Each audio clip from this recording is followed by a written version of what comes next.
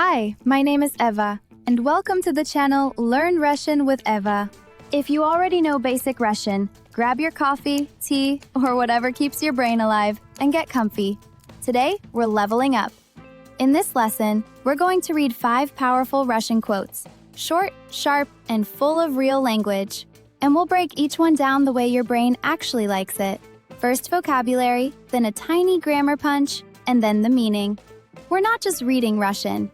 We're learning why each word looks the way it does, why this form, not another, and how to use it yourself. If you enjoy learning through real-life language, not textbooks, you're in the right place. Quick thing before we dive in. If you love what we do here and want to support us, just scan this QR code or check the PayPal link below. Thank you so much. Let's dive into our first quote. Слабый мстит, сильный прощает, мудрый игнорирует. Слабый, weak. Сильный, strong. Мудрый, wise. Мстить, отомстить, to take revenge. Прощать, простить, to forgive. Игнорировать, проигнорировать. To ignore. Let's unpack this little phrase. Adjectives used as nouns. They are in the nominative case because they act as the subject, the performer of the action. In Russian, you can drop the word человек, person. The meaning is understood. Что делает? What does he do? Мстит, прощает, игнорирует. All 3 verbs are in present tense, conjugation, he, she. And imperfective form, because the sentence expresses habitual behavior, what this type of person tends to do. And hear how it sounds in English. The weak seek revenge. The strong forgive. The wise ignore. In English, weak, strong, and wise are used as plural group labels, while in Russian, the adjectives appear in the singular to express a generalized person, which is why a closer structural equivalent is a weak person seeks revenge, a strong one forgives, a wise one ignores.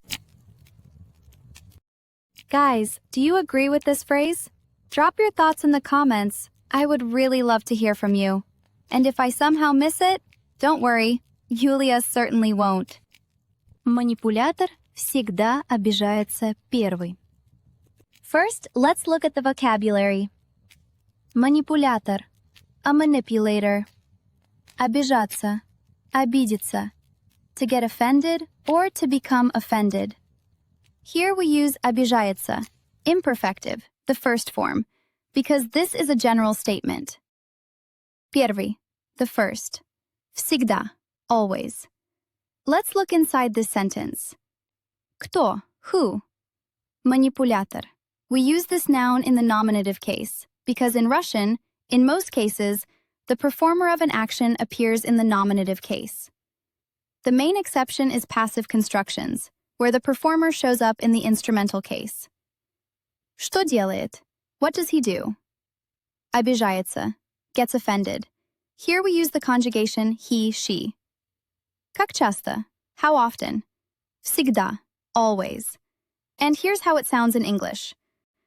The manipulator is always the first to get offended. Guys, don't forget, your likes and comments help me and Yulia tremendously. Спасибо за поддержку. Большинство людей слушают, чтобы ответить, а не чтобы понять. И большинство, majority, люди, people, слушать, to listen, чтобы, in order to, отвечать, ответить, to answer, to reply. Here we use ответить, perfective form, because we mean one single reply, one finished action. А не, but not, понимать, понять, to understand. Here we use понять, perfective, because the idea is to understand once and fully. Let's break it down. Кто? Who? Большинство, the subject of the sentence in nominative case. Кого?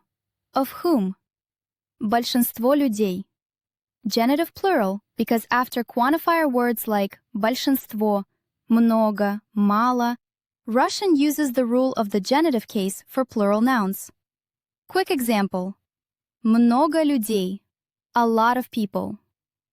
Что делают? What do they do? Слушают. Here we use the conjugation they. Extra note. Russian expresses general truths in the plural. Чтобы что сделать? In order to do what? Чтобы ответить. To reply. Что не сделать? What not to do. Не понять. Not to understand. And here's how it sounds in English.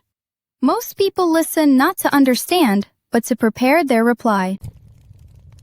Доверие строится годами и разрушается за секунды. Vocabulary. Доверие. Trust. Строится. Is being built. This is a reflexive verb. In Russian, ся often shows a passive meaning. The action is happening to the subject and the performer is not mentioned. That's why строится naturally means is being built. Годами. For years. Разрушаться. Разрушится. To be destroyed. Here we use разрушается, imperfective form, because it describes an ongoing process, something that happens over time, not a single completed action. За секунды. In seconds. Let's break it down. Что? What? Доверие. The subject.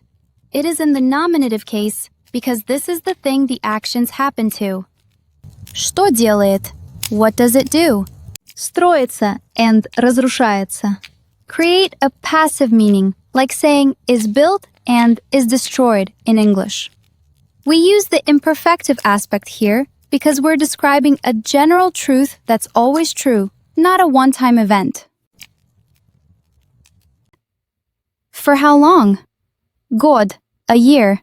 Годами, for years. We use the instrumental plural ending to show a time span.